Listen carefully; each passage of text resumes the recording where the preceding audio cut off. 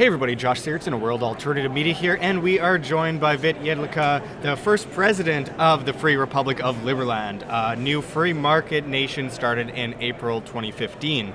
President Jedlička is a Czech politician who stands for libertarian values and supports individual liberty instead of coercion of the state. Liberland exists between Croatia and Serbia in disputed territory. So thank you for joining us, El Presidente. Very nice to be on the show again.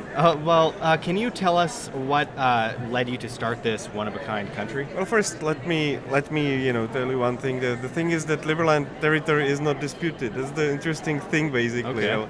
Because it's not claimed by either country. There are lots of territories that are disputed within the dispute, but Liberland is actively not claimed by either Croatia or Serbia.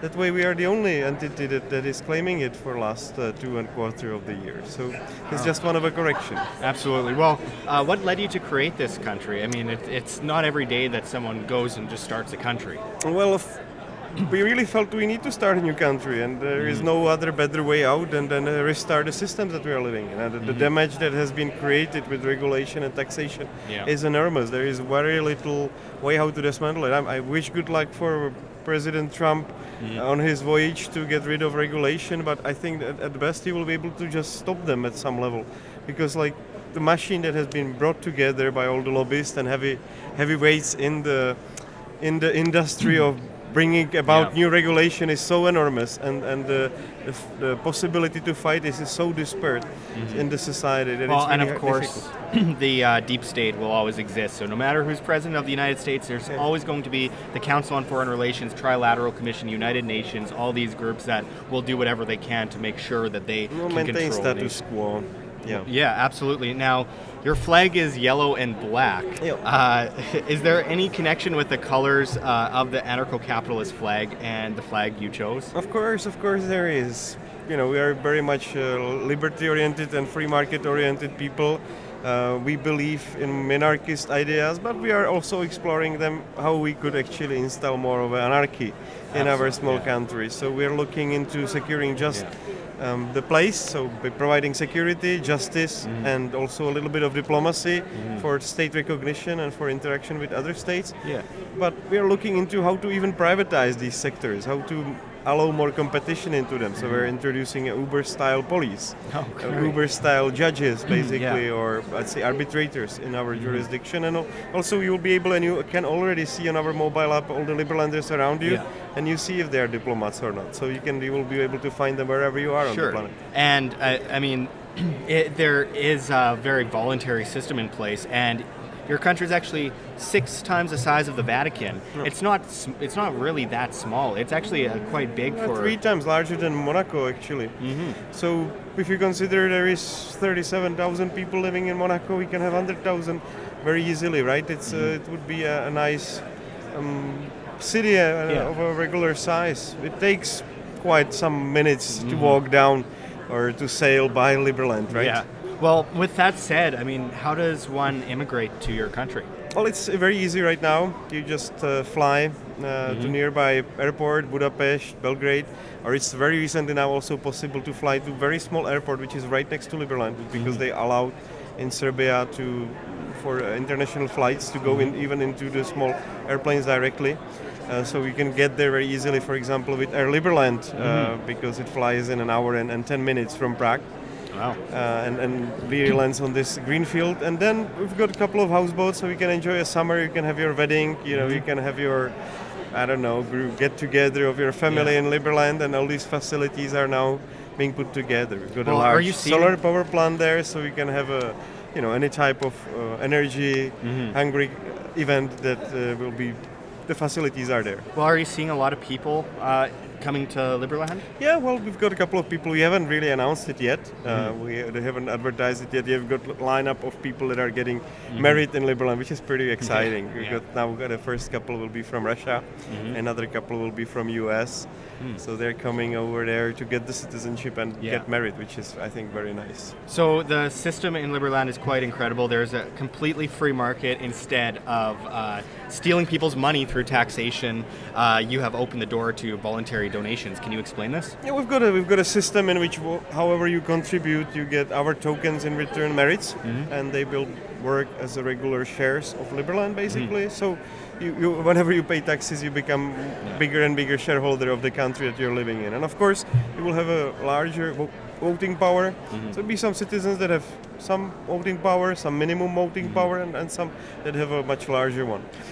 Are you the last president of Liberland? It's very likely. Our constitution says that we will have a chancellor to guide the country when we adopt fully the constitution.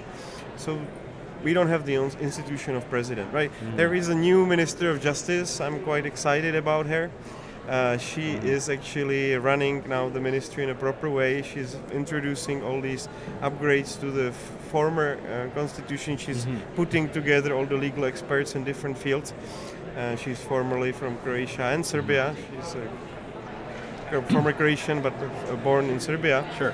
So she's got also great ties to the territory, and I'm very happy that she's on board. Well, how do you defend this land? Because obviously there's a lot of countries with really big militaries, and a lot of people say that the country can be easily overtaken. What do you say to that? Well, Hitler could also very easily overtake Liechtenstein, but it never happened. It was just considered too funny to overtake. There's no point. And we will have good diplomatic connections everywhere. We're working here very hardly in US to build up very strong, systematically strong support. I have a guys that are presidents of senates coming over to Liberland. I just came from ALEC, which was a great gathering. They gave me a keynote speech on the first opening dinner. Great. And we received great support from lots of policymakers, I can tell you. And we're expanding globally. We are opening our representative office now.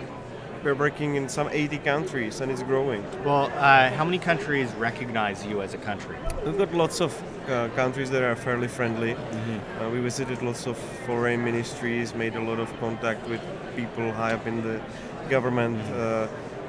Recognition itself is a cherry on the top. We need a silent support from the governments. We need to start working with them, and of course the recognition on the paper. That's just the paper. That's very helpful. But of course there are countries like Somaliland, which are functioning for more than 25 years now, and they don't have any single recognition from anybody, not even from their neighbors. And the issue with Somalia is, well, I mean, it's not really an anarchist society to that full extent. But it's a different thing. Somaliland and Somalia are two separate places. And Somalia is recognized internationally as a country. There is no government, and there is like a war basically going on constantly. Warlords running everything, right? Yet it is recognized country, right? But there is nobody to talk to. It's a complete mess. Somaliland is actually split from Somalia. And they've been running their affairs fairly well. Their border is well defined. They've got regular democratic elections, yet they're not recognized by anybody, which is an interesting point. Well, do you have your own currency? How does the monetary system work there? Well, we are working with mostly Bitcoin and a little bit of Ethereum in terms of having our reserves. Of course, we also have this merit system, which will work as a token, as a share, but also as a currency in Liberland. So all these things are kind of combined.